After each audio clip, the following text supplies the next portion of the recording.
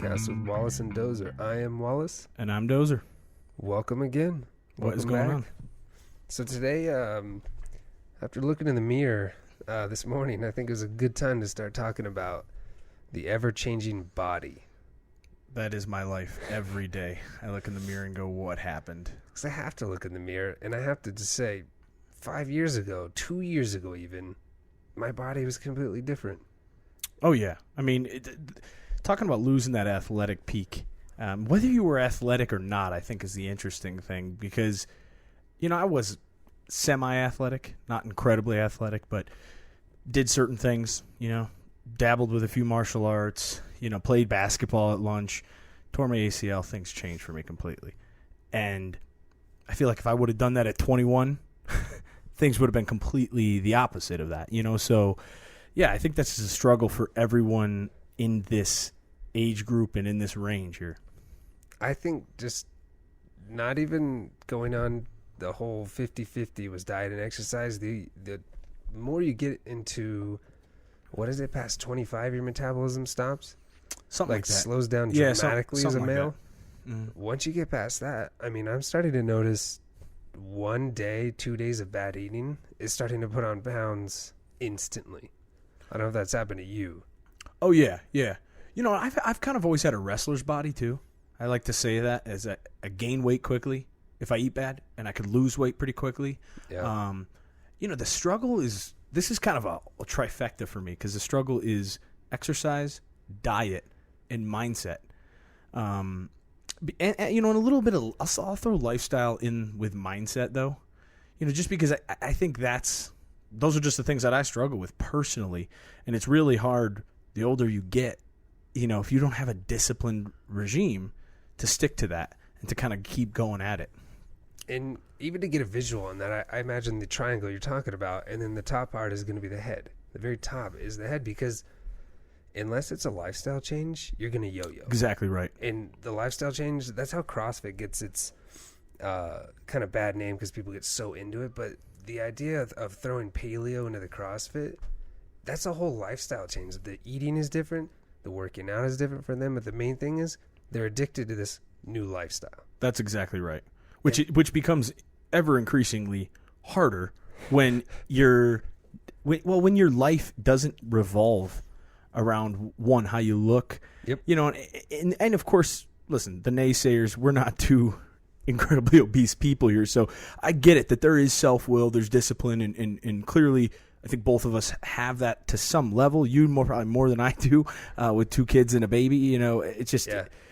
But the problem that I consistently see is you get into something and you get out of something. You almost, for me at least, is fatty. There's always a new fad coming in. Sure. It's hard to get addicted to something. And then I also have these old habits that I had kind of before working out. I mean, I remember working out before supplements were that big. Yeah. I mean, supplements have always been there, but to that big where people ordered them, took them all the time. So yeah, there's just a whole weird world that you're in and out of. You get to, and you're right, the yo-yo effect. Well, the in and out right there is the in and out of that certain lifestyle change. Your lifestyle's completely different now with a family, kids. You've moved away. Good point. Military, obviously, you're certain, eating habits you had to do, and you're doing PT and all that good stuff. Me, it was sports. Sports kept me in line because I played ice hockey, and you're starting in early August all the way until about April, something like that. Yeah. And then even during the summer, you'd still play. And I'm willing to bet too, you know, because you played at a pretty decently high level. Sure. I'm willing to bet too that it almost wasn't even working out for you. It was just part of a routine and a regimen, because that's kind of how the Marine Corps was. You know, when I was in the Marine Corps, it was more of just a routine and a regiment. I didn't consider it working out. Now in my life, it's working out. And it's a nightmare. It's a chore. It's a chore. It's a task that beats you up, and it's easier to sit on the couch. Yeah. And it's the same thing with diet. So, yeah, I mean, it's a weird transition from, like I said, whether you're athletic, or some people have the extreme opposite problem. They work out all the time. Maybe they are in shape. Maybe they don't, but they're unhealthy. You know, so that's kind of why it's a trifecta: the mind, the diet, and the exercise. More than, because some people got the dieting down, but they don't exercise. You know, they're dieting down. Maybe they went all vegan, but Yeah. now they have flimsy. Just their bodies are not strong what it used to be. And for me, the difference of your diets in your 20s and now the beginning of your 30s is insanely different. I used to have a hockey body, so it was like a wrestling body. Yep. It was pretty symmetrical, pretty solid. I guess if you just work out, it was easy to put on a couple pounds. It was hard to gain a lot of weight, but the main thing that's changed is I do different sports now, and now my body's starting to change to different sports, and the diet's completely different. Yeah. And Yeah. it's just so hard to find, as you said, something to stick to other than just keep going in and out of whatever's new. Hey, I got into kickboxing, now my diet's this way. Hey, I got into jiu-jitsu, now it's this way. Yeah. It's hard to stay on one. Well, and I think it's hard to believe things too.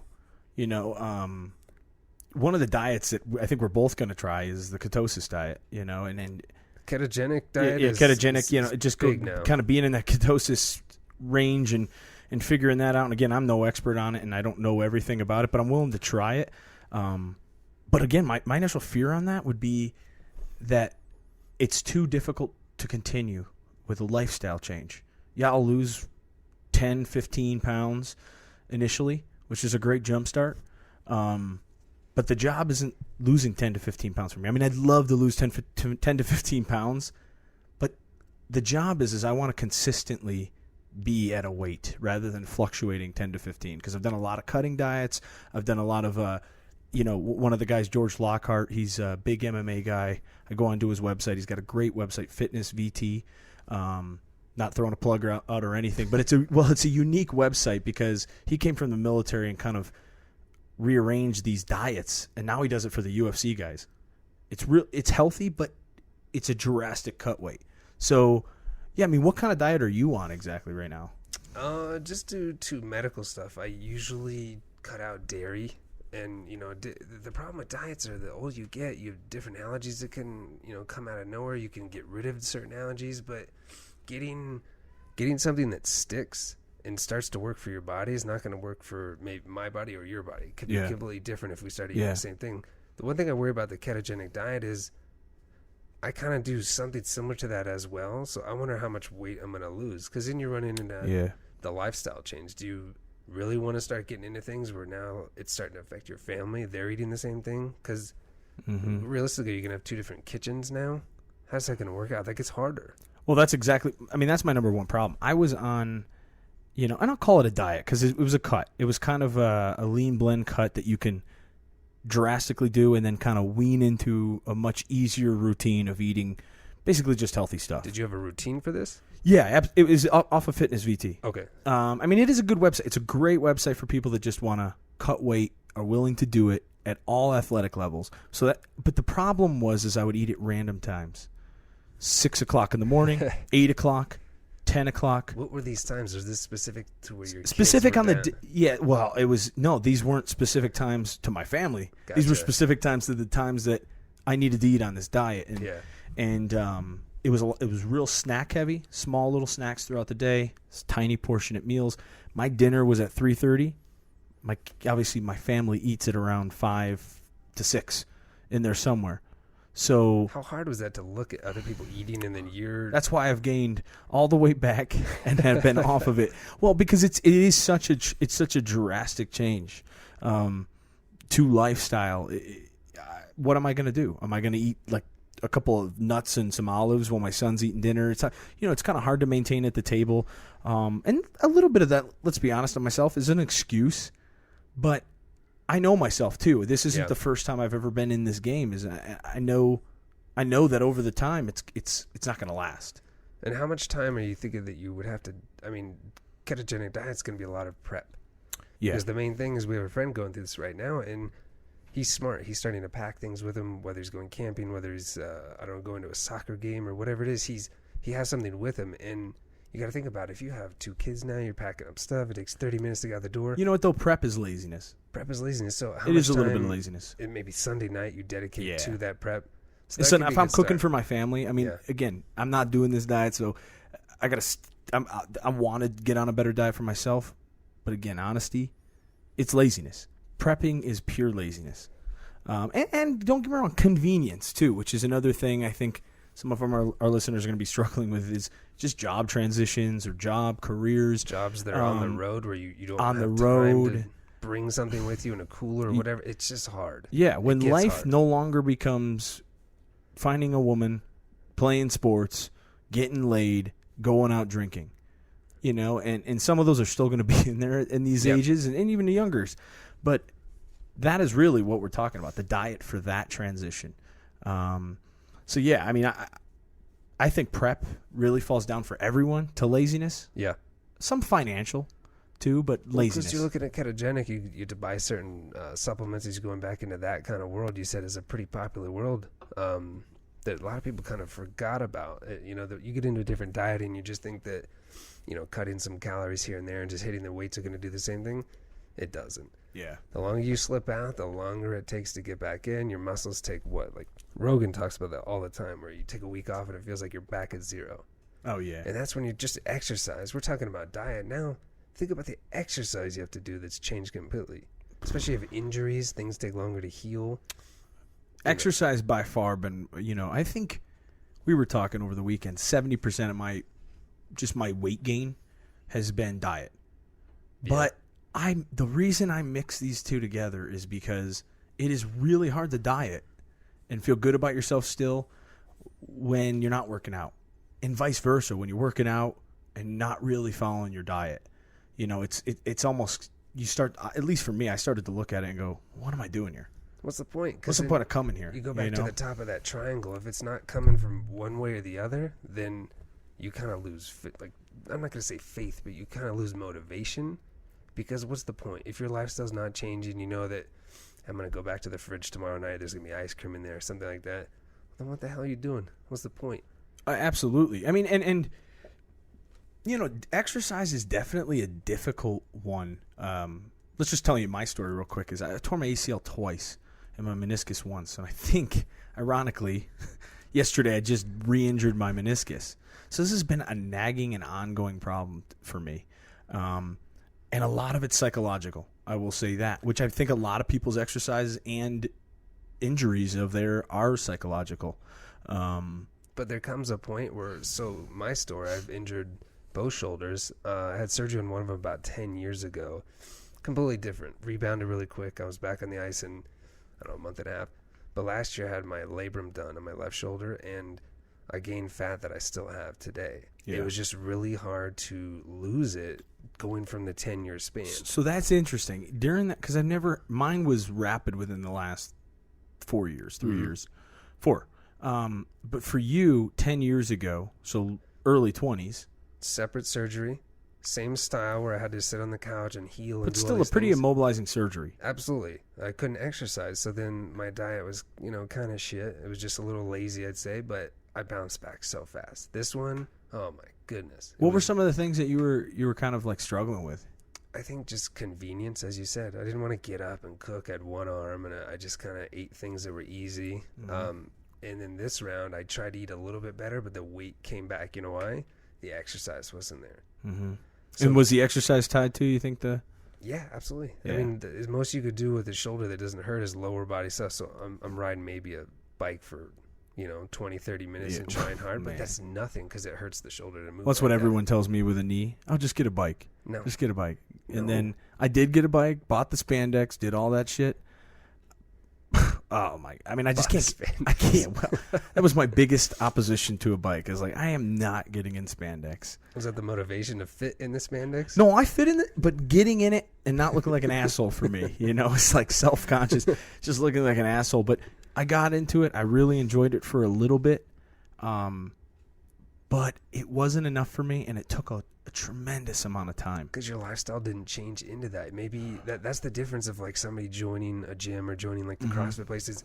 You get stuck in that tribal community. Oh yeah, absolutely. I mean, that's why one of the biggest things exercising now is those group exercises, like Orange Theory, and there's a few other ones like my lady goes to one right now. That's the same idea. Yeah, some concept. Club, and those are really you got the heart monitor on your hand so everybody can see it and everybody's jazzed up. That's just like a living entity of positivity. Well, I'll tell you, I thought about joining one. There was one right by my office, and the reason I thought about it is I work out better in a group. I've done that.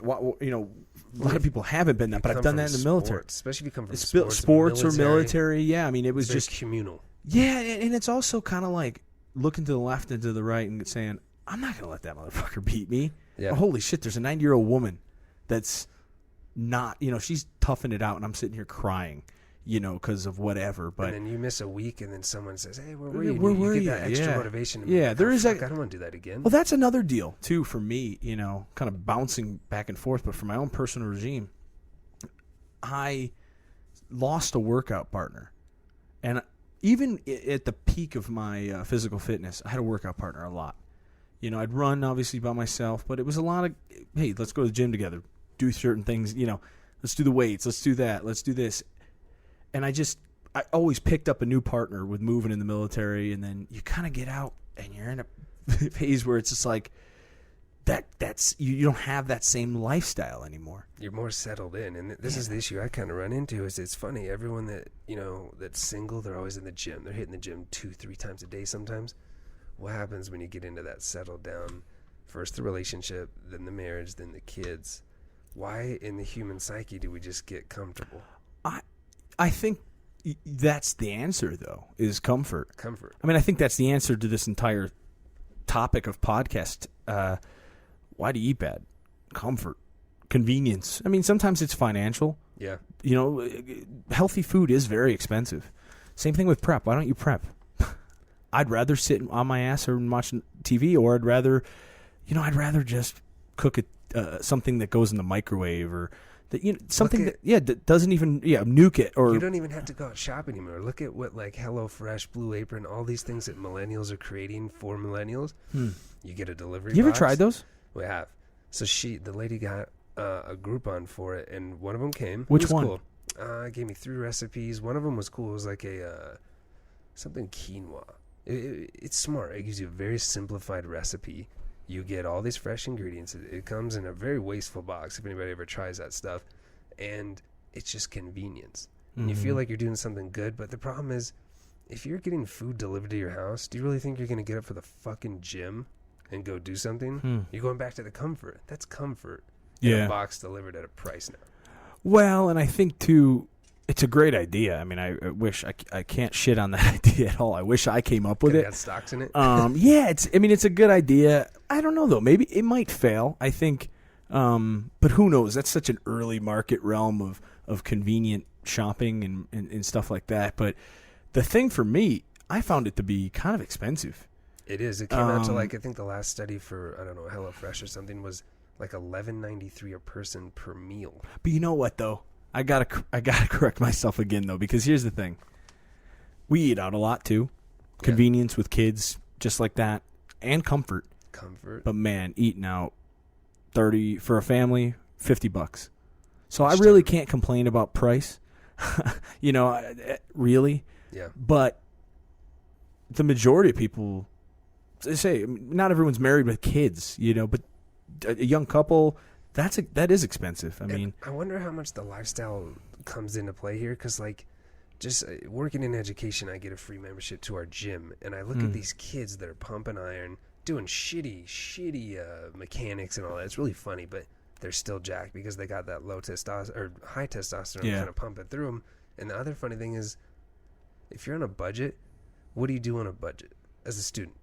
I myself did this through undergrad, grad school. I was always broke. And when you're broke, you ration, and you have to have a set budget and a set food schedule.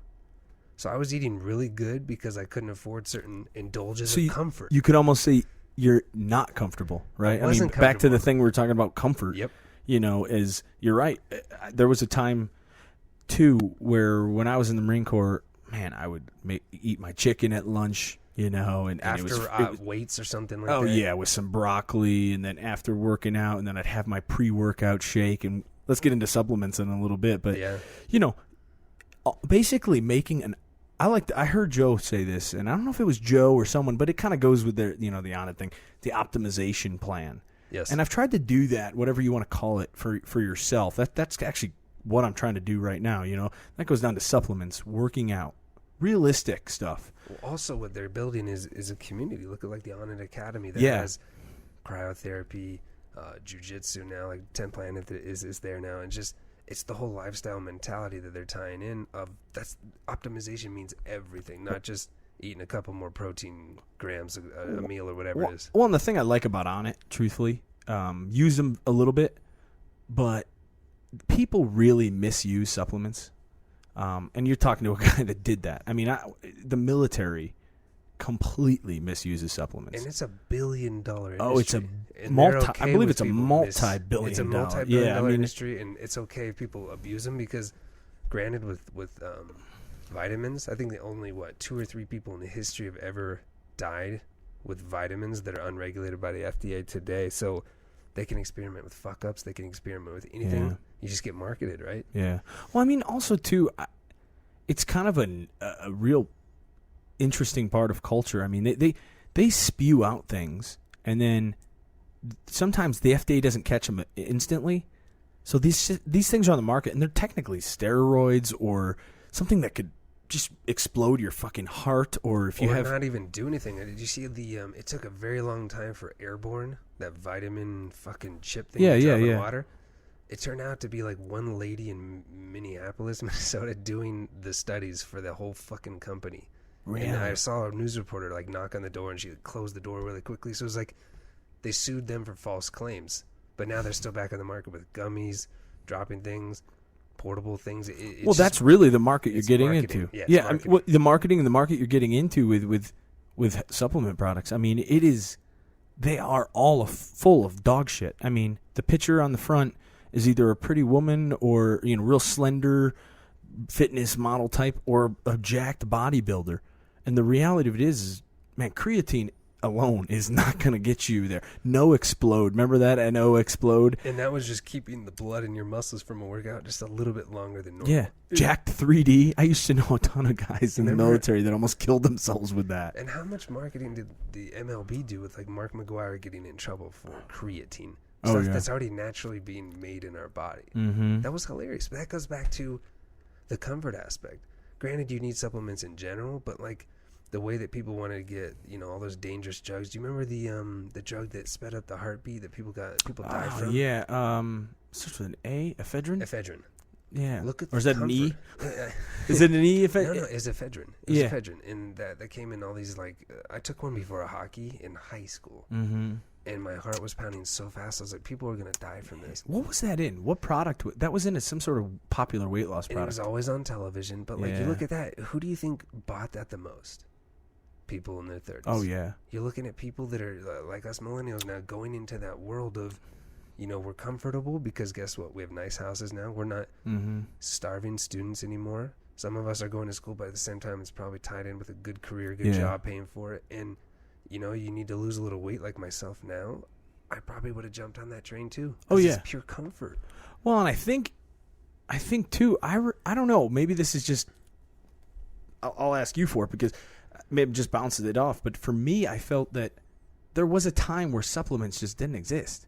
I mean, clearly there was, but there was a time where GNC wasn't so popular. There wasn't all these products for muscle, losing weight, energy, tell you. Have you ever heard of Redline? No. Holy shit. That stuff's legal, and I mean it's like shooting something right in your heart. I mean, it's a little shot. Yes, I have but seen that. it is. I don't know what's the science behind it, what's in it. Truck stops and stuff for people to just and it's sold at GNC. I mean, I'm positive it's sold at the big box retailers and all that sort of thing, but man, I mean, that stuff, it's all bullshit marketing. And, I don't know. There's some things I want to talk to you about. What kind of vitamins do you take? I just take the normal stuff that ties into the diet where I'll get the omega fatty acids coming in, so the fish oils. Which I think scientifically that should always be in a diet, right? It's a normal thing. Yeah, it should be. I do like a B12 vitamin just because I don't eat a lot of cheese. I'll throw in like a vitamin. What's it, vitamin E, I want to say? Yeah. Yeah, so I do that as well and just do certain things that tie back into my diet. I'm not doing it for getting glamour muscles or anything like that.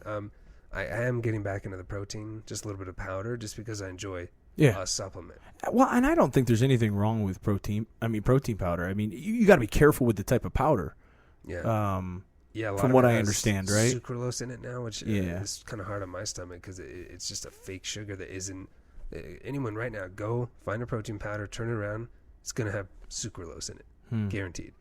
Yeah, and I remember like what was that real popular type of protein? Because that's another thing I stopped doing. You know, I can't take protein drinks. They make me fucking sick. Well, they get people. It's just gassy because people are overdoing it. They think that you're supposed to have all this protein when in reality you don't need more than like 1.2 times your body weight. Mm-hmm. It's not that hard. Yeah. You can get 40 something grams in like a breast of chicken. Yeah. You know. Yeah. And that comes back to the dieting. It comes back to prepping and making sure everything is good. Mm-hmm. But who the fuck has time anymore? Like I said, I think that's a cop out. I think time is. I think money's certainly an issue for a lot of people. Time is one of those things. Everyone, I don't have time to do that. I don't have time to do that. I say the same thing too. But if you're really honest with yourself, look at the shit you do. You have time for it. You could eliminate a few things, maybe getting off of Facebook or stop looking at your phone for an hour. Stop watching a movie. I mean, the same people that tell me, oh, I don't have time to do something. They know every show that's on cable television, everything on Netflix. Game of Thrones. Yeah, and I'm thinking, that shit's an hour, anywhere from a half hour to 2 if you're watching a movie. Yeah. Of time just wasted that you're saying you can't do something. So it's all about convenience and comfort. And I get that. Life sucks at times. There's so much shit thrown at us. But it's really interesting, and I find this to be the most interesting part about humans, at least myself. When I eat better and I work out, I feel 1,000 times better. So it goes back up to that triangle. Yeah. The bottom two are now making that top light up and drive the whole fucking ship. But why can't? I mean, there's days you're depressed, there's days you're irritated, you're sad, you're upset, you know, maybe you're a little self-conscious in the mirror, the shirt doesn't fit, you know, or you just, that looks funny, you know, you feel fat, you feel, whatever it is, you know the answers to work out and to do that, but it's a block on most people, and I don't know why. It's a block because the older we get, obviously the responsibilities start to pile up. You obviously with the kids now, 2 of them, and even myself, just keep. Anybody that doesn't have kids now, the reason they probably don't is because they're trying to build a better career. They're waiting a couple years until they're more set in that career, so the more time is going into that. But like you said, you think it's also got to do a little bit with like mating, like relationships and things like that. You know, because we said comfort for that, but it's also I don't really need to look good anymore. I don't really. I don't need to do those things to get that the peacock, if you will. Yeah, no, you're right. And going back to just kind of a human thing, what happens when everybody lines up to get picked for a sport? How do you feel if you're the last kid? Like shit, right? Why didn't somebody pick you? Luckily, I mean, honestly, luckily that's never happened to me, but I never would seriously. I'm sure it's never happened to you either. No, but I'm saying that's a very small amount of people, but still, that does feel like shit. It does feel like shit, and you get this sort of kind of like rush and panic, and you want to do everything to get picked, whether it's looking better or puffing your peacocking, in a sense, to show the person that you're supposed to be on that team. But when you get picked, you have a sense of relief, and I think that comes in with a relationship. You found a very nice relationship that's going to work. And you got this nice comfort that releases over yourself because you're like, fuck it, I don't need to go work out and look that good. I want to work out for myself and be healthy and go on jogs. But in reality, you're not striving just for that to look better. But you know what's funny? Those kids that didn't get picked, they did get relief because now they're like Silicon Valley millionaires and billionaires, you know, with supermodels. Yeah. It's like, I didn't get picked in volleyball, but fuck you. I created an internet sensation, and I'm a billionaire. I drive a Ferrari. And by the way, go get me coffee. Yeah. Actually, aren't you the janitor? Yeah. Why don't you? But that's the truth of being comfortable in a relationship, and then add the kids on there. Not only are you comfortable at the top with the parents, now you got to focus on someone else times 2. Mm-hmm. And it is a cop out to a certain extent. Well, they're all cop outs, but they're all. I mean, saying these. The only reason I'm saying them is because I do them. Yeah. And it's just, you could fix a lot of things in your brain. I can go get an education. I could learn this. I could do that. This seems to be a struggle for a lot of people staying healthy. I mean, don't get me wrong. There's a huge portion of the population that is healthy, that does stay healthy, that active. But the question is how much of that population continues to stay healthy throughout the year? Because you always see a lot of people at the gym. You always see people running. But are they? I mean, is that the first day they ran, or the third day they ran? A couple times a month. So I think this is a common problem amongst people. And what are the answers? Who the hell knows? I just think it's the idea of my lady was talking to one of her friends today, and somebody that they know runs this kind of gym or whatever it is, like you're talking about a small Orange Theory type place, and they want to give them a free trial. But the guy said, it was funny, she was talking to the guy, and he said, well, I don't want to drive somewhere to the gym. It was easy in your 20s because of the majority of the U.S., or even if you think about the Marines, you were stationed kind of around a gym. When you're in a university, you're around a gym. It's the comfort in the flip side of having, you're like, well, the gym's right there. Why wouldn't I work out 3 days a week? That's exactly right. Versus the conversation I just heard today was, well, I don't want to drive to a gym. So there you go. You're going into this comfort thing where people are exhausting themselves at work, sometimes 12 hours. They come back, who the fuck wants to drive 20 minutes to a gym through traffic and then work out? Well, that's a great point, too, because I think most people, they don't bitch when they're at the gym. No.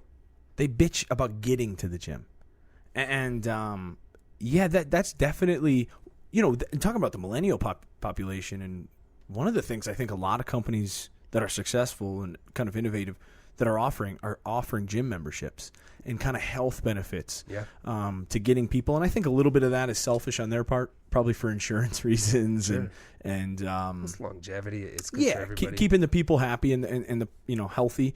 I'm pretty sure is a tax discount for them. Well, they're also trying to build like a nice lifestyle for people. But I think it's also, gyms are expensive for a lot of people. Yeah. $80 to $100. Who has that? Yeah, $80 to $100. Then you got to drive there, and you have to know what you're doing. Like I said, I was kind of dealing with a lot of past transitions. The way I used to work out in school was, some squats. Can't do that really much anymore with my knee. Some, bench press. Still love that, but reality, is that the best workout for a 30-something guy? What's that routine? What are you striving for? Yeah, what am I trying to do? Your goals are completely different. Yeah, what's my max? Who gives a shit about any of that, No so one. maybe I can do a couple curls. Those are good because I see some results in the arms. Yeah. They get veiny. Yeah. But really, again, what is that doing to my athletic goals? So that's kind of where I'm at, is like the way I worked out before, I was at this prime where if I touched a weight, if I touched anything, I looked good, felt good, ran good, played whatever sport I was doing as well. It helped me. Now I'm at that phase where you really have to kind of use that science and that data behind you.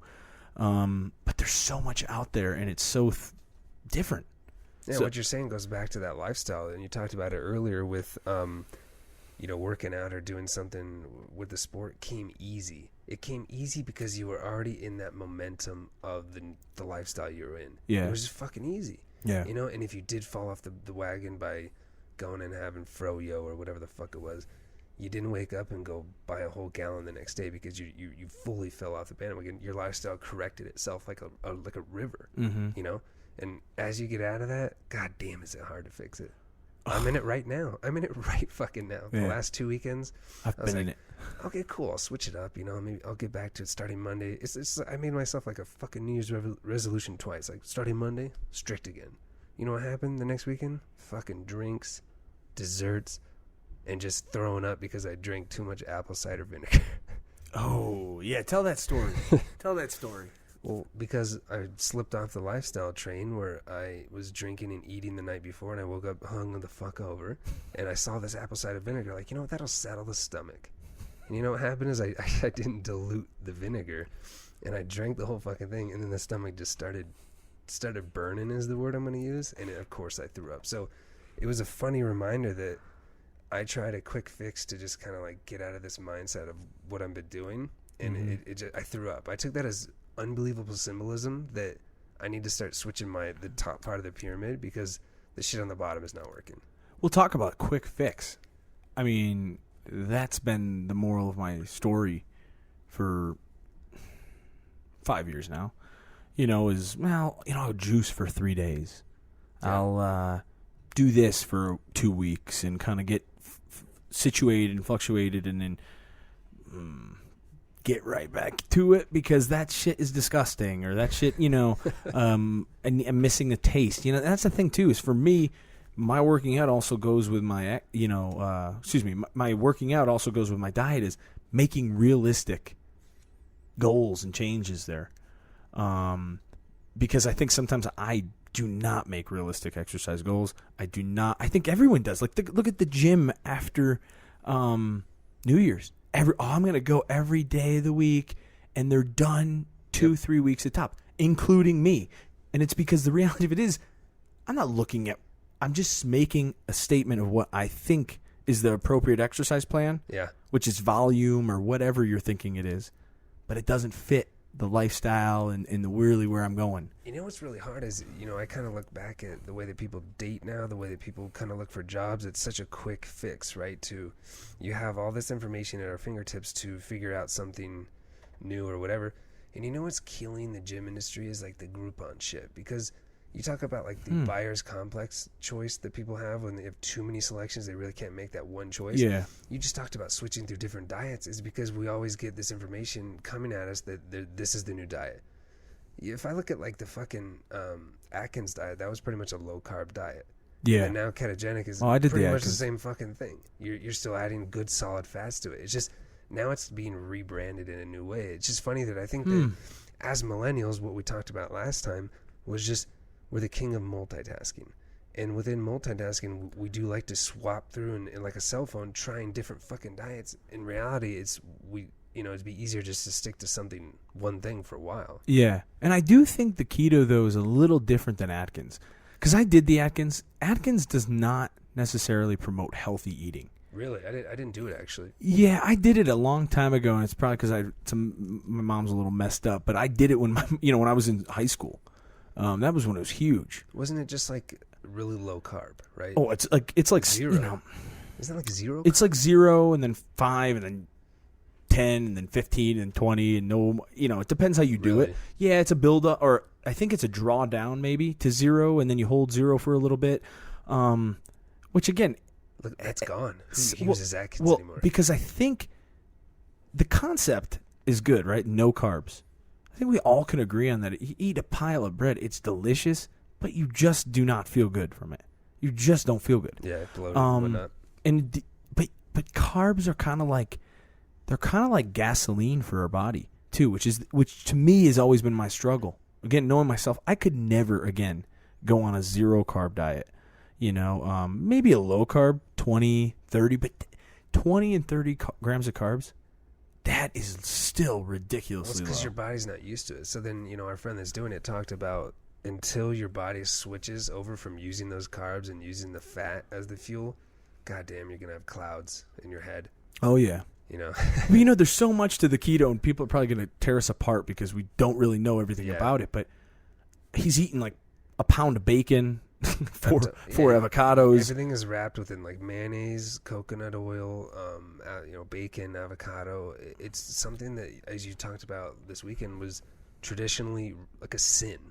That was a sin. Oh yeah. To have any type of high saturated fats like that, and our friend is saying, no, that's a fucking gift. You need to eat those. Well, I mean, and I think there's untested. There's one thing I think we see with the keto is there's credible weight loss.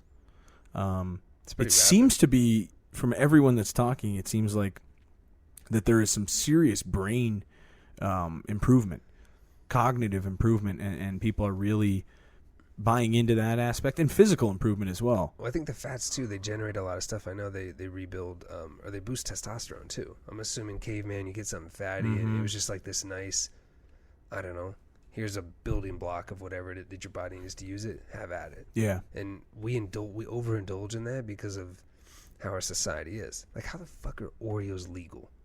They literally do not do anything for the human body. Dude, but they're marketed to kids. They're delicious. Because they're built. Actually, I'm not an Oreos guy, but I agree with you. How is that legal? Well, I don't think, it's like that guy in New York tried to make like soda illegal. Soda tax, right? Which, I think at some level, that's like Hitler, man. I think people should be able to do what they want. Yes.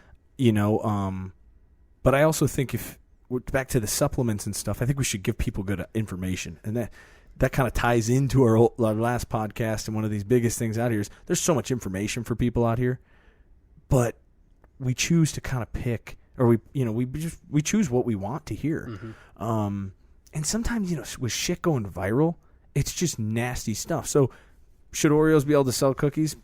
Fuck it. Probably. Yeah.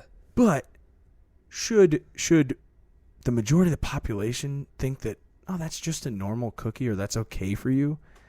No, that's the real problem. Yeah. I mean, that's the real problem, is that, it's just like cigarettes or anything else.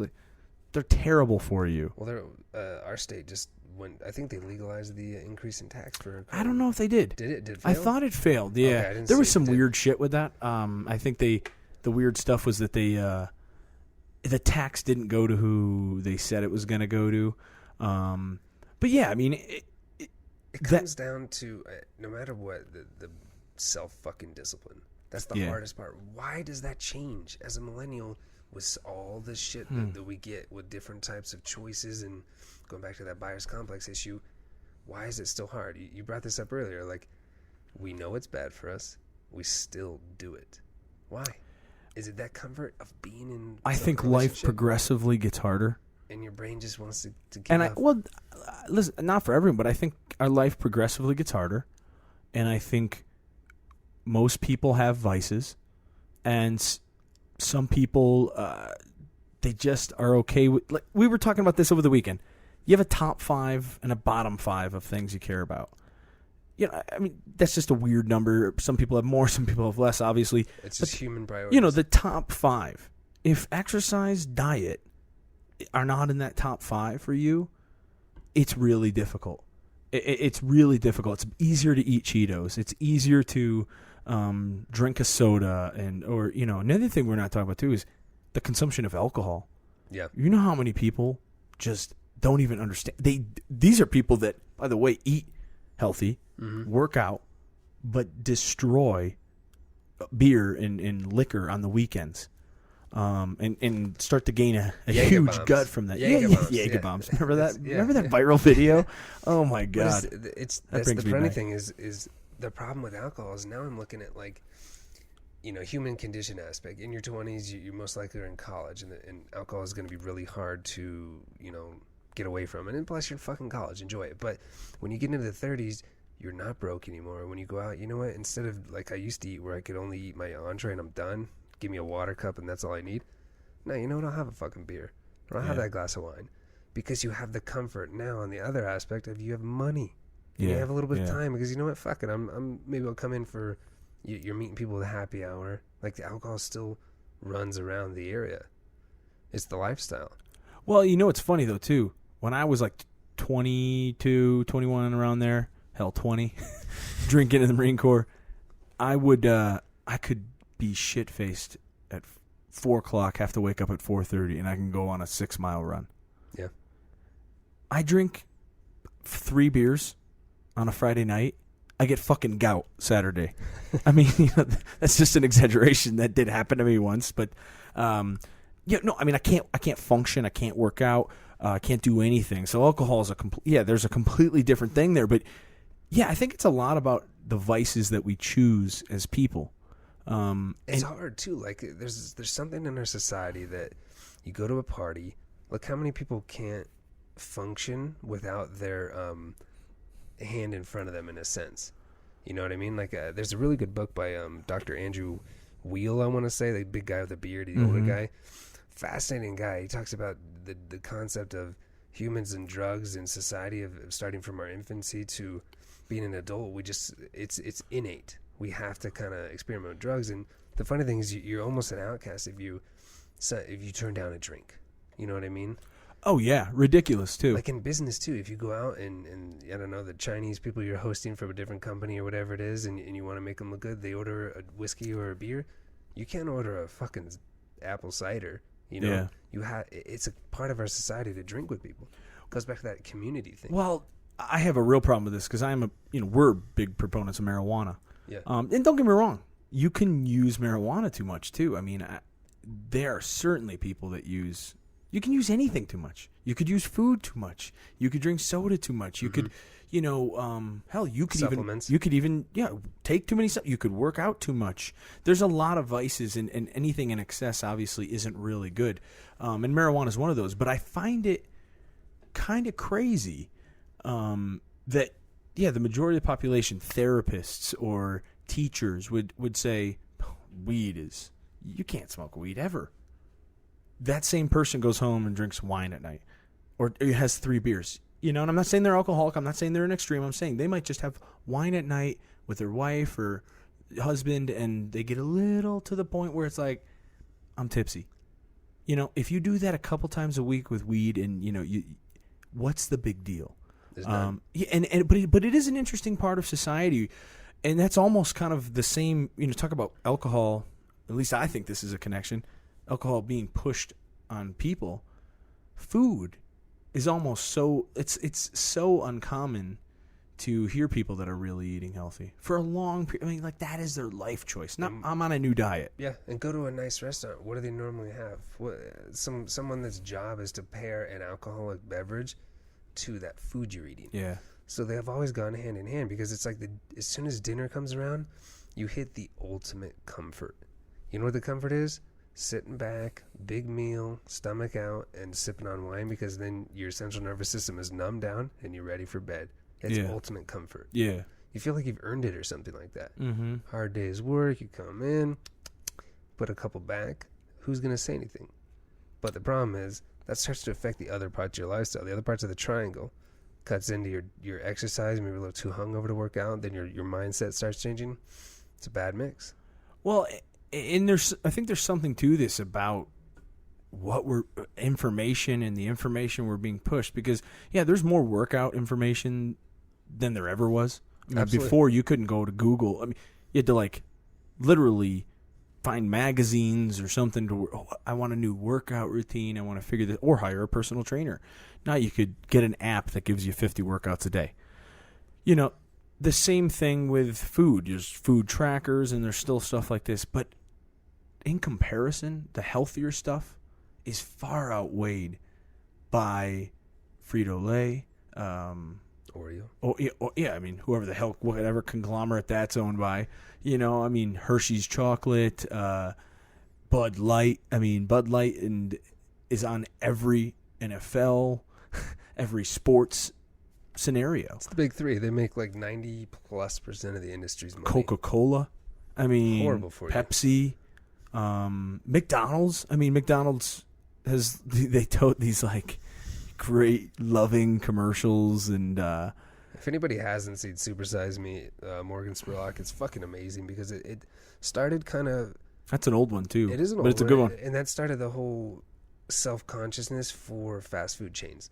Now you had this Chipotle revolution where they come in and they talk about everything was free range and all that. Things are getting more health conscious. So didn't they give people E. coli? They what? Didn't Chipotle give people E. coli? Oh, they had 4 cases within 6 months of outbreaks. Yeah, I'm not advocating for Chipotle. No, that's when everyone at lunch, you would see the lunch line. Normally Chipotle's out the door. Yeah. No one was at that fucking place. No one was at the door. That's when Qdoba started rising. Yeah. Some people probably don't have Qdoba, but. And you got to watch the South Park Chipotle episode, because just people are shitting out blood. It's funny. It's funny because everybody started getting health conscious of what they eat. McDonald's, mm-hmm. Going back to McDonald's, they were even putting their chicken nuggets are now with 100% white meat. What? Were they before? Yeah, is what kind of bothers me. But you have everybody trying to be conscious after kind of that Morgan Spurlock documentary, because they were capitalizing on people's comfort. If you can get we were no different than cows. I used to watch drive-through windows and looking at people. You literally come up to a stall, you get your food, and you continue on like a fucking big branded American cow. And God forbid if they forget something, I'll kill those fuckers. And you're gonna have to swoop around. They want $15 an hour. The hell with them. Which I think they're getting soon. If they do, that's sad. But anyway, that's way off topic. It is, but the thing is, it's just the comfort. It goes back to the fucking comforts. Somebody just worked till 7 p.m. By the time you get home, do you really have 45 minutes to cook something from scratch? Yeah. Or are you going to pull a big brown bag home and just crush it? And there is a financial aspect. Some people might beat me up about this, but there's definitely a financial aspect to fast food. It is really cheap. Sometimes. Sometimes not, but I think certainly buying a meal for $4. I mean, the average meal I've got to feel like is $4 on like all those big. Talking to somebody, I haven't had McDonald's in almost that's an important, a little bit over 9 years now, and me last week. I used to crush it though because it went back to finances. Where could I find Wendy's dollar menu anywhere else? I'm talking 5 chicken nuggets, dude. Double. Are you talking about the junior bacon cheeseburger? Yes, fuck yes, I am, bitch. It tastes so good. But oh my god. The thing was going back to my lifestyle. Eating something like that didn't derail me because my hockey was allowing me to just burn that shit. Absolutely. Like it was nobody's business. But looking at how they capitalize on people, they accept EBTs now. It's just, it comes back to information. And millennials are really good at sniffing out bullshit. Look at the elections with all the WikiLeaks and all that stuff. Mm-hmm. It's easy to find some proper shit out there if you just focus and take your time. Glad you said that though, because millennials, we are good at sniffing out bullshit. But we also hop on dumb causes. And one of the big things that I think about that is I almost think places like, Noodles and Company and these, I can't think of what they're called. I think they're fast casual restaurants. They're kind of be touted as supposed to be swanky. Oh yeah, but they're also healthy. They're they have all this local organic food. It's a fucking bowl at Chipotle is far worse than most burritos. At a Mexican restaurant. That was a big part of John Oliver's bit on Chipotle when they talked about the E. coli stuff. They said that anybody who is convinced that a 900 plus calorie burrito is good for you deserves that, because in a sense that's what they've done. But you talk about, it's interesting you said that because I never pieced that together. I don't see a lot of millennials at McDonald's. I mean, of course they do. Numbers wise, yes, but you do see them a lot more at these fast casual restaurants. Yeah, at these. I mean, there's so many, you can name 100, but the main thing that they all tote is healthy. Yep. And convenience. We're healthy but convenient. And I think there's still somewhat of a bullshit lie to that. It's our version of comfort. Versus you go to McDonald's, you go to anything like that is geared towards high school students that are uneducated. Maybe they got $6 in their pocket. Mm-hmm. They're going to eat there every day. Oh, yeah. They're capitalizing on it because that's all that's left. And the comfort, it's delicious. I mean, It is delicious. Who knows what it's made from? It's but engineered to be good. Tastes pretty good. Yeah, they understand what humans like, and they go, let's add a little more of that. What is that? Science behind it's chicken brain. Add a little more. They love it. They're eating it like, put salt on it. It's great. Grind it up. But yeah, I mean, we do as millennials hop on causes quick. I mean, you remember the ALS challenge? Yeah. I mean, I was going to watch this. What happened to that? Well, who fuck knows? Everyone dumped water on their head. It was a real Facebook thing. Who's here left? No one's left. But no one. That's exactly the point. We hop in and out of things, but we're not making long-term impacts or changes because we almost have that. I mean, we are. Don't get me wrong. There's a lot of our generation that's doing great things, but we almost move too fast. So does that go back to we're in a sense the swiping generation? You can swipe through a relationship, you can swipe through a job, you can swipe through a diet, Groupon. Look at fitness, going back to like the January thing. I left my current kickboxing gym because they took on so many people that were trying the new fad that filled up the classrooms, and they didn't add new classes, and I got sick of that shit. I swept because I left because my information was, you guys need to switch it up because you brought in way too many people. Yeah. But half of those people are fucking gone now. I probably should have stayed. Because it's just we like to swipe. Yeah. In everything. Well, and I think people fault us, certain the generations ahead of us fault us for that. But, they've never been in the shoes of you have a choice. They are now. But you have a choice at this age to do more than 1,000 different things. At once. But, the better question is, how's it going to affect us in the future? That I don't know, because I do think we're going to have some real bad impacts with that. We're specifically talking about diet and exercise and mindset. Yep.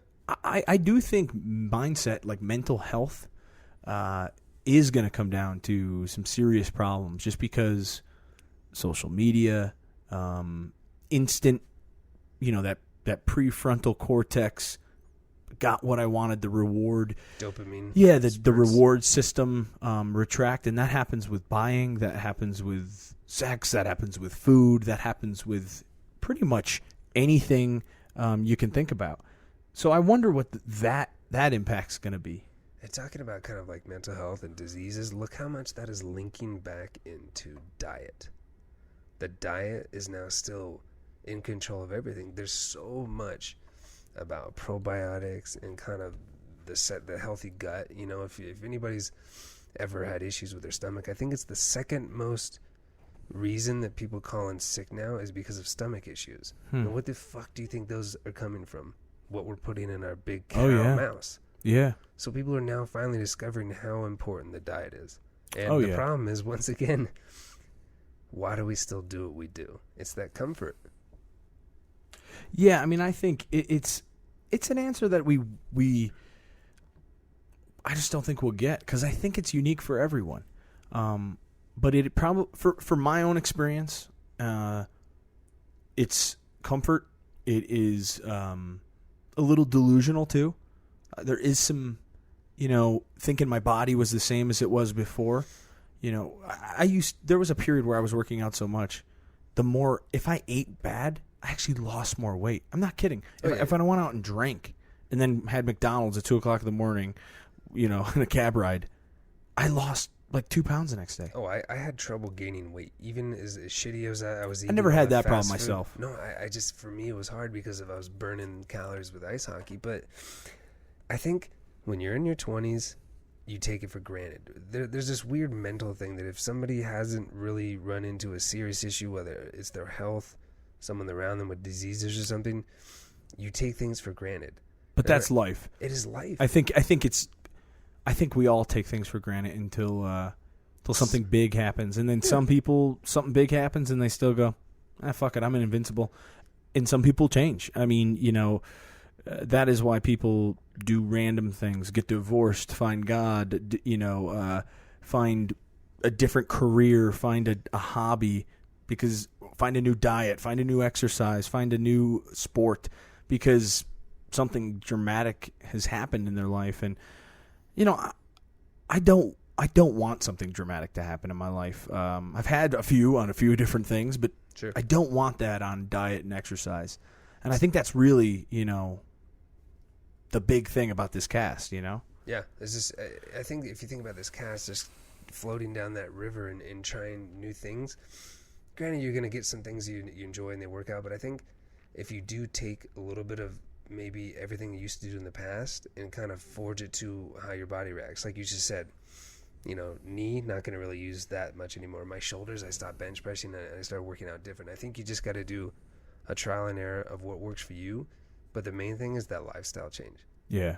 That's the hardest part. Like you said, no more cop-outs with the diet change. And now we're coming up in the holidays. That's going to be hard as fuck to try to eat better. Yeah. But how much is that human will? How do you pull that back? That's so hard for millennials. Look at what time do you start getting overweight? Yeah. Usually in your late 20s. Oh, yeah. The metabolism. And there's a huge metabolism push there. But I also think there's an acceptance, at least in my own head, that with what I've done is kind of, I'm a dad. 2 kids. You know what they call that? They call that a dad bod. That's the acceptance of the bod. Well, not that you have it. No. I have a little worse than a dad bod, I think, in my own head. But it's kind of back to this. If someone told me I looked fat, I actually think I would probably take myself a little bit seriously. I think I would really consider a life change. Now, I think that there's some people that are really fat that it's like, okay, there's obviously a problem there, and stating when is that? I would never condone that or recommend it, but I am. Issues, that is a little bit whatever. of society, right?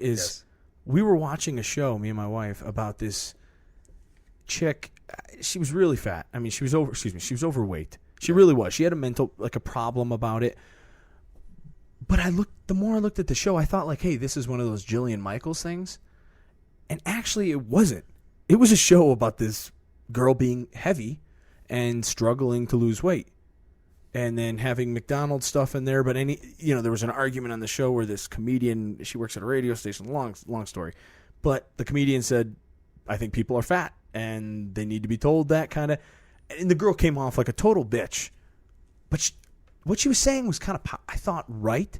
And me and my wife said the same thing. Like, I don't condone calling that person fat because there's probably some psychological things there, but which can change. Absolutely. Change Before, so fast. And we talked about that over the weekend with Dave. Is you gotta sometimes watch the way you're. The problem isn't for everyone just food. Obviously, we're not obese. Some obese people, the problem is a mental problem that has to be fixed, emotional problem before they can actually, understand what eating healthy is. That's not necessarily the people I'm talking about.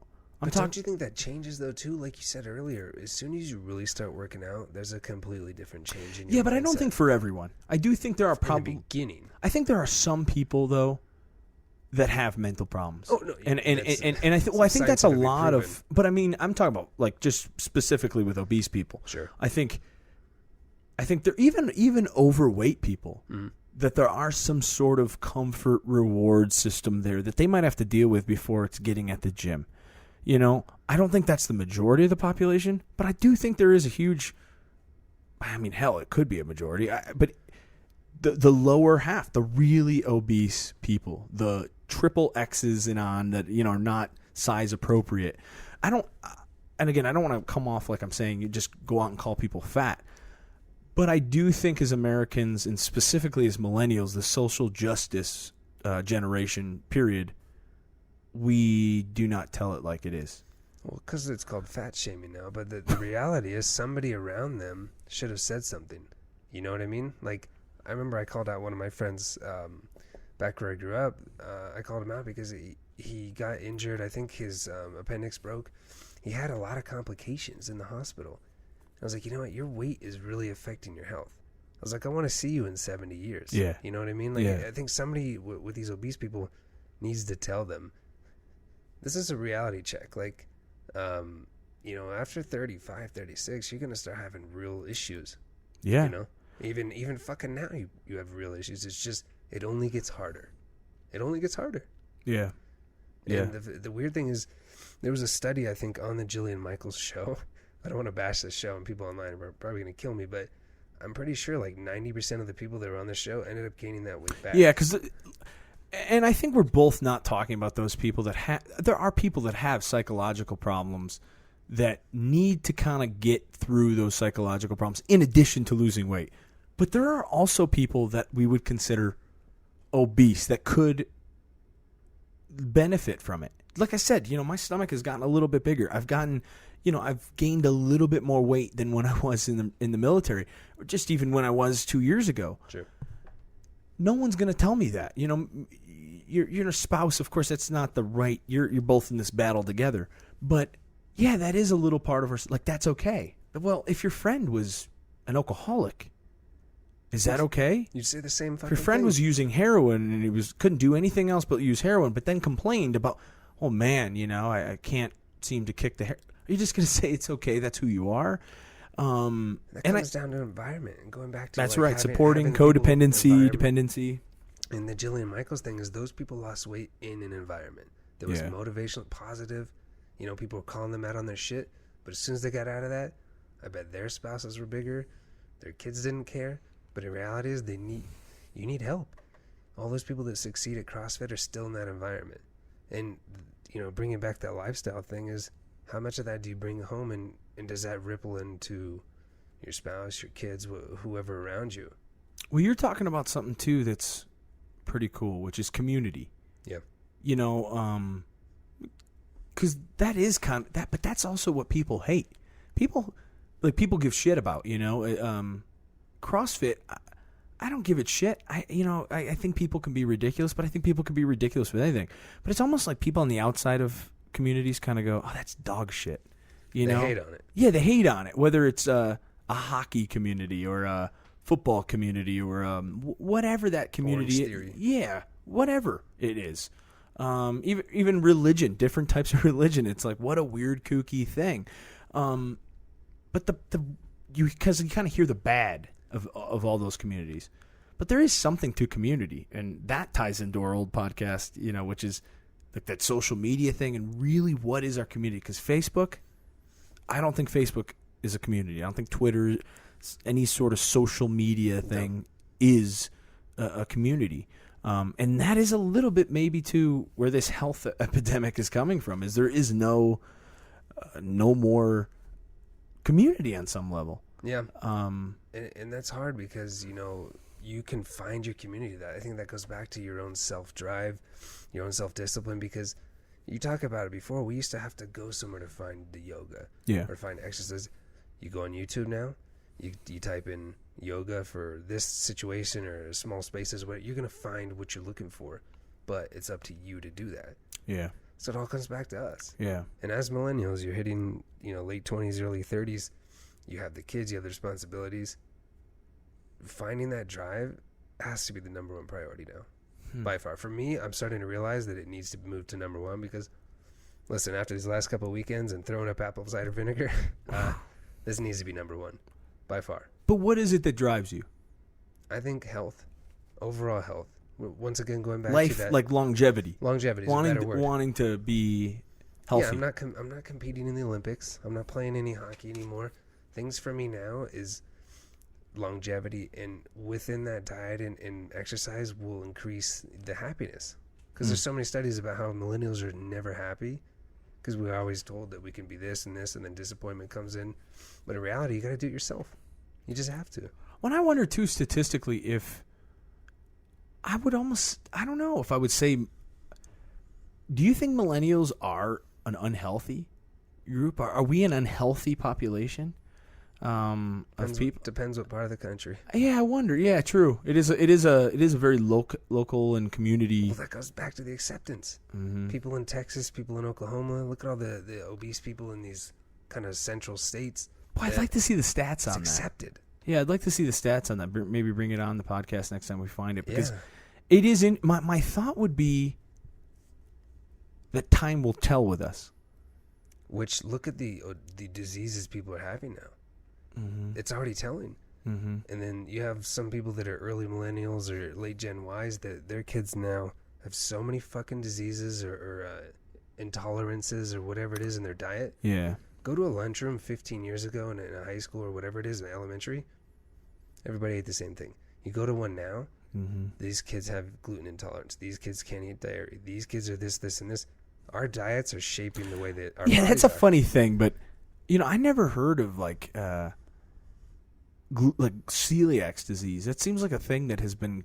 It's huge. It's huge now. Any autoimmune things within the system it's diet. Yeah. It's diet. Yeah, but those seem to be fairly common. And I wonder so much too, again, might be torn apart on this online, but does a lot of it have to do with not so much the baby or the kid but their parents, the way the parents ate and the stuff like that? Again, some science has already talked about that and proven that. And my guess would be, that's how cancer is too. There was some study that came out a couple of days ago. Forgive me for not remembering the source, but it was just that mothers that ate certain ways did pass down, whether they're full vegan. Vegan's going to kill me now, but they didn't pass down enough nutrients, or some women that overate or whatever it was. It 100% comes from your parents. And a lot of the stuff that you learn as a kid. I'm fucked, Keith.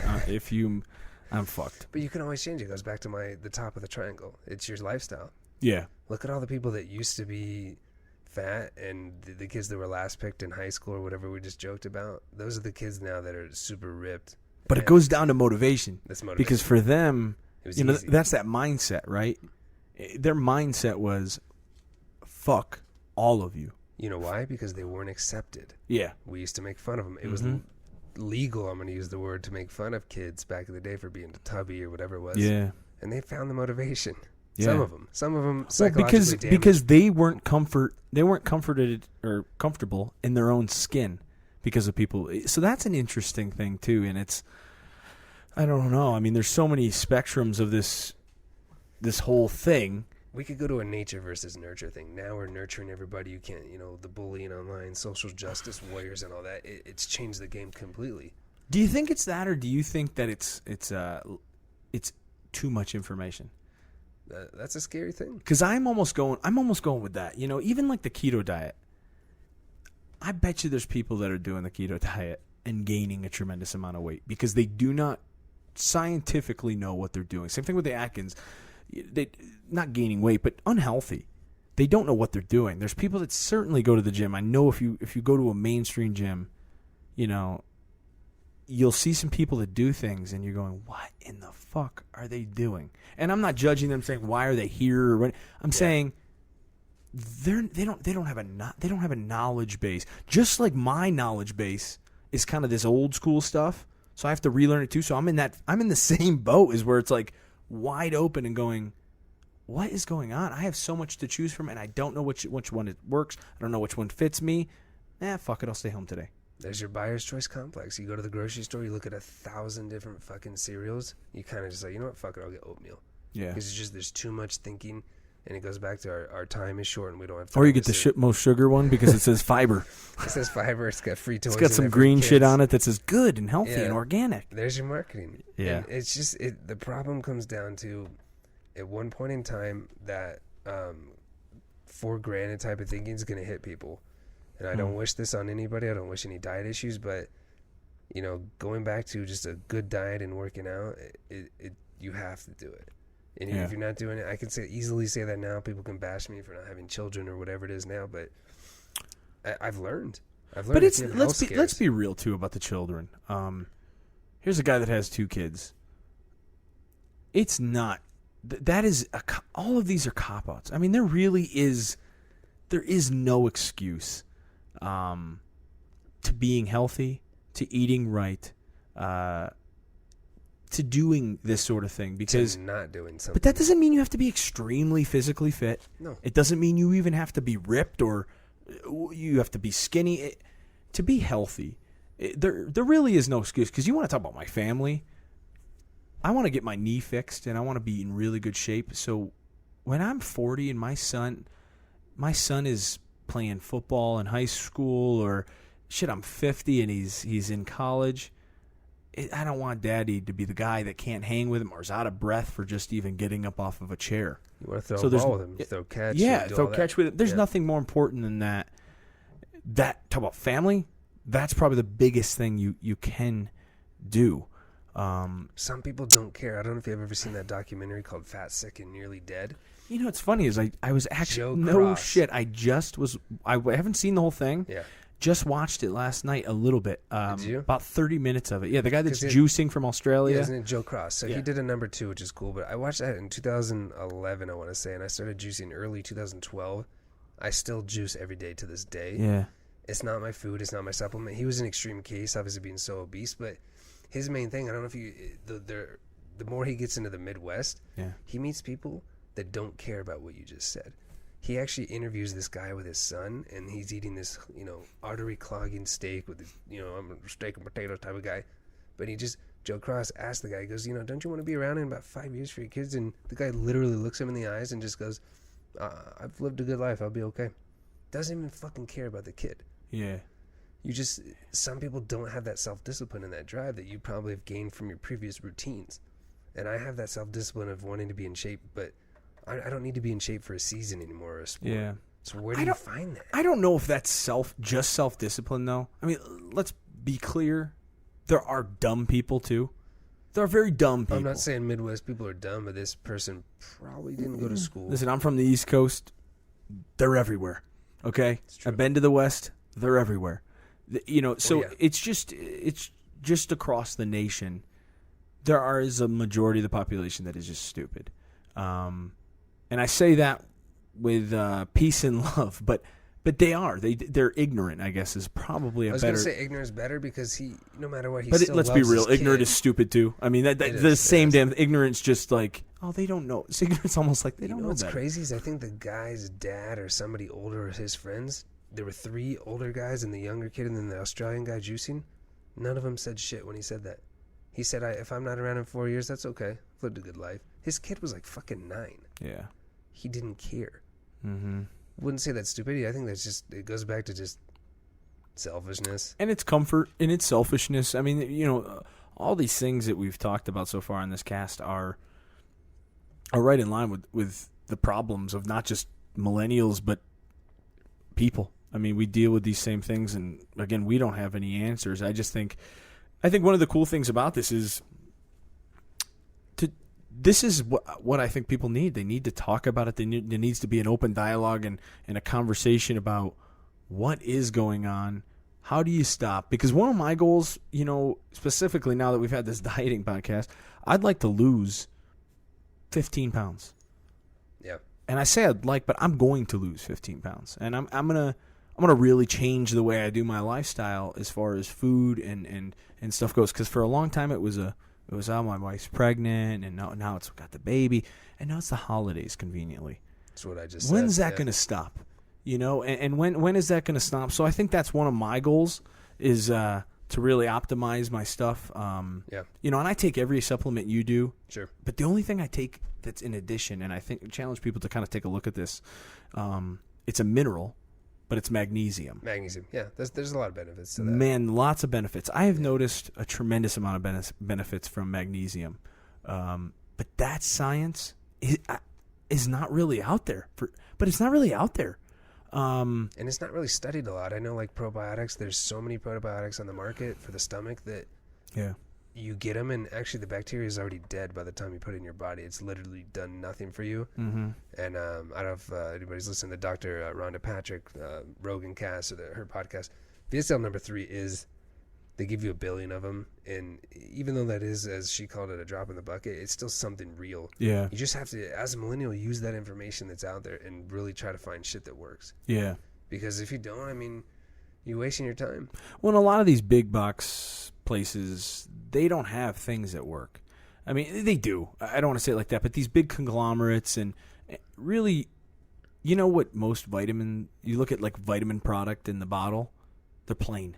They're empty. They say the name and that's it. There's no guy with a raging heart on there, rock solid abs, and no woman that is like a fitness model, because the product sells itself. What it does for you sells itself. Vitamin C, vitamin B, all these things. They don't need the proprietary blend of large corporation. And so I think that's just a huge problem we have, is almost the consumption of too much information. Mm-hmm. But where do we go from here? Yeah. And really, how do we do this as millennials?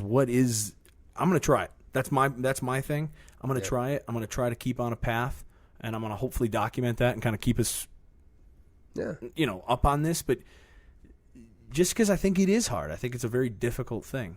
Yeah, especially at this point in our life, the whole point of this cast is to bring, it's the awareness. That's right. I think you waking up and just even talking about it, it starts ringing back in your head. That's right. In the shower, it's hard to hide from it. It's hard to hide from it, because can you hide from anything these days? No. Everything's fucking done. Well, yes, you can hide. This is an interesting thing. If you type in, proof that the earth is flat, which is an absolute ridiculous lie and bullshit. But if you type it in, you're going to find some things that show you the earth is flat. Just like if you proof that the earth is round, there's going to be a ton of things that show you that the earth is round, So I think you can pick and choose what's right. Just as I said, magnesium, there's probably 3 or 4 studies, bad things about magnesium. Positive things about magnesium. Well, do the Rogan Google test where you just type in whatever it is you're looking for and put debunk. That's the main. That's what I've used a lot, actually. And that's funny, and he's coming from a comedic side to it. Yeah. But man, is it so true? Well, you need the evidence. But you're right. Talking about it, it's hard. You know what it's hard to say is, hey Greg, you gained some weight, or hey Bob or Frank, whatever, you've gained some weight. That's the interesting thing. That is difficult to say to people. Yeah. Not that you want to say it, but your friends. I mean, I'm not walking up to someone on the street and being like, hey, this. But I'll tell you, Wallace, if you walked in and said, man, it looks like you got some tits, I would really punch me in the face for a bit. but in all seriousness, that's what we're trying to do, is just talk about the information can be twisted out there. We're not pros. We're not the people here, but we're talking about it. And we're 2 guys right in the pit trying to fight out of the pit and struggle with it. There's probably a lot of people that are listening that are the same way, and you feel like you've tried something and it didn't work. You're maybe trying to work it out with the body. you'll find that balance. You just got to start realizing the awareness is a good thing, because that's starting from the top of the triangle. Yeah. Trickle down and try both sides. I'm telling you, diet is a lot more than the exercise these days. Even with abs, they say abs are built in the kitchen, right? And Oh, yeah. now you just have all these diseases coming out where diets are coming, and there's so many things. I'm like, what's the main disease that kids are dealing with? It's huge. Autism. There's so many studies coming out of how like the diet is changing autistic symptoms for the kids that have it. It's incredible. So I mean, it's just at least the awakening after that Morgan Spurlock type thing. And if you finish that documentary, you'll see juicing is amazing. The guy stopped taking pills. He stopped doing all that stuff. He just got better. How much weight did he lose? A lot. I don't want to, no spoiler alerts, but he lost a lot because he dedicated his lifestyle to it. Yeah. It wasn't the fucking juice. The juice isn't magic. Ready? Here's the juicing basics. Go ahead. Celery, cucumbers, ginger, a little bit of lemon, maybe some apples, some pears. Lower the sugar if you want to. You can add spinach, kale, whatever it is. There's your juice. But you said every day? Every day. Every day. No food touches his mouth. He did it for 30 days because he was a very extreme case. After that, you add it. I have it right after breakfast. That's my like kind of pre-lunch snack. Fills my stomach up. I feel great. You get some energy every day. Almost 5 years now. Wow. Yeah. Good for you, man. Yeah. It's easy. Yeah, it is. Lifestyle, though. No, it is. It is easy.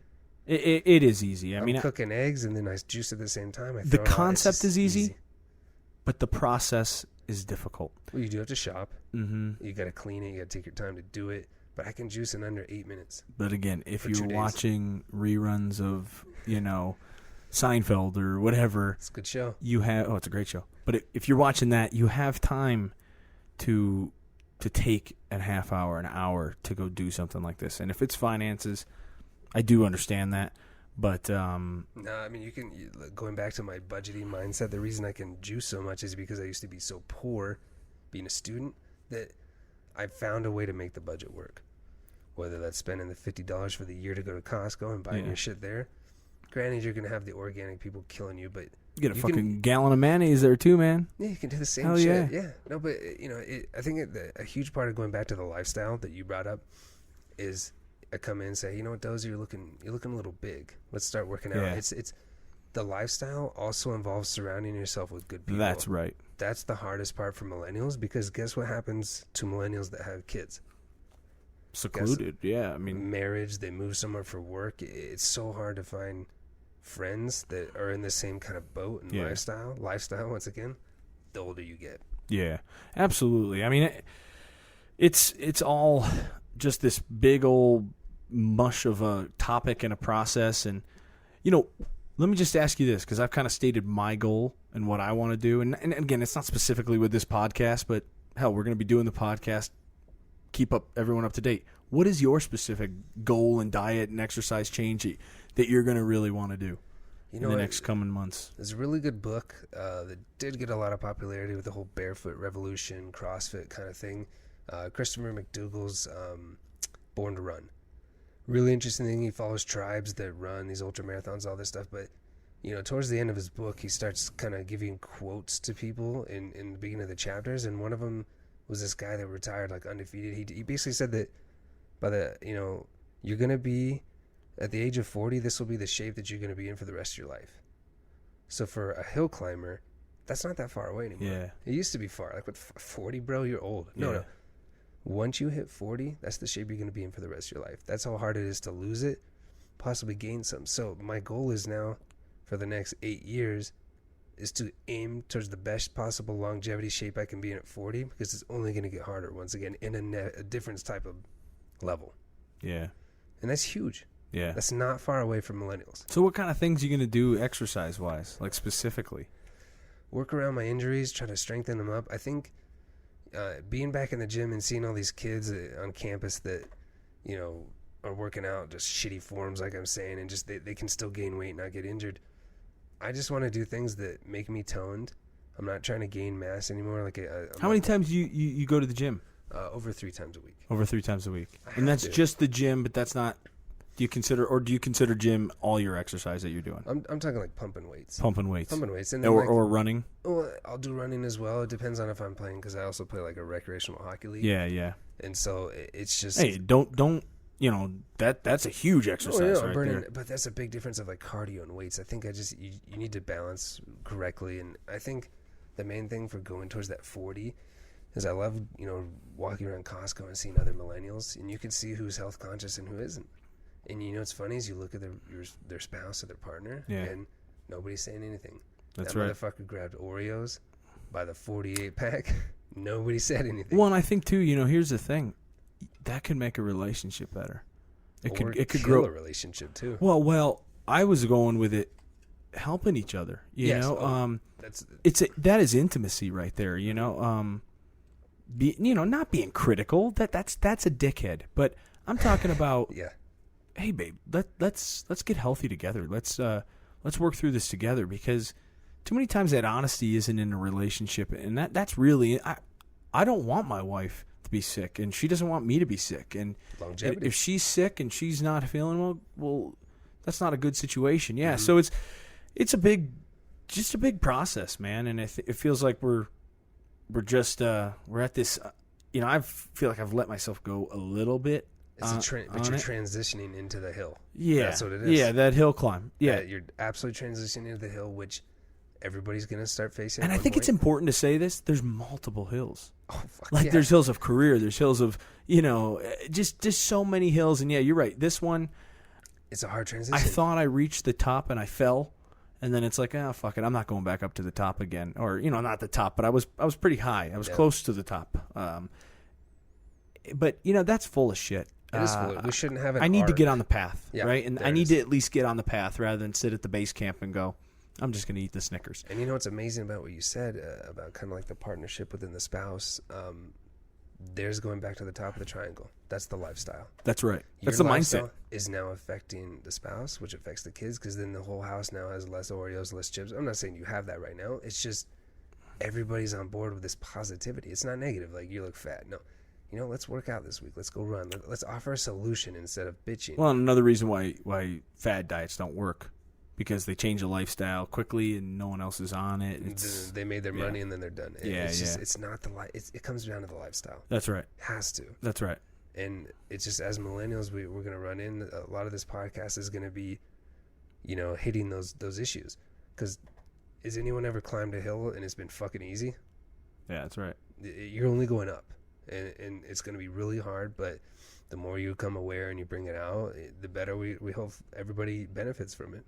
Well, and I kind of said this too, and this is, we got to wrap this thing up here shortly, but I think this will be my kind of closing statement is, for a long time, I didn't think, either it was my brain or where I was, I thought that you climbed hills and, you did this process, but sometimes you fall down to the bottom, and it's possible to get back up. It's possible to get back onto that hill and onto that path. And yeah, you might not ever reach the actual pinnacle, but shit, you're on the path. And if you're going to sit at the bottom and bitch about the people that are climbing it and are doing it, they're shaming you. Yeah. Well, I mean, that's what I realized in my life, is that you can change. You can change who you are, and it doesn't mean that it just doesn't. It does not. Some things are drastic, but it doesn't mean you're a bad person or you're doing this or you're doing that. You can change. It's about the people that are around you and the people you put in your life and the information that you put in your life. So, you got any closing statements? It's not even the closing. I mean, the beautiful thing about climbing the hill is you fall, you slip in the mud, whatever shit that comes in as far as an obstacle. You just got to keep trying. I don't know if you come from a non-sports background, losing fucking sucks. I hate it. I still hate it even when I play in this recreational league for hockey. It's just, I want to get better, and I'm bitching about how I'm a little bit older and the younger guys in my league are starting to kill it. Why am I bitching? Why am I actually trying to downplay the field or level the field, as Rogan used to call it for people in the gym that bitched about other people that were meatheads or gym rats? It comes back to me. It's me. So going to my goal to reach 40 with the longevity diet and the longevity gym is where we need to go. Talking about it, surrounding myself with good people. I need to change my lifestyle, because whatever was working in my late 20s, is not working on the hill. That's right. Got to keep experimenting. So later on, a couple months, you might be hearing us on a ketogenic diet. Could be working, could not. Yeah, I mean, and you'll also too. We're very honest people. You'll hear the failures, the lack of triumph in some of these hills climbs and some of the things we still got to climb for. So, I think that's probably it for the podcast. Yeah, if you guys have any feedback of what you're trying on the hill, throw us some comments, Twitter, Instagram, whatever it is. Let's see what's working. Let's Absolutely. try to get a positive community just because we're all in this together. And why rock the fucking boat? That's right. And until next time, keep climbing, guys. I'm Dozer. I'm Wallace. All right. See you later. See ya.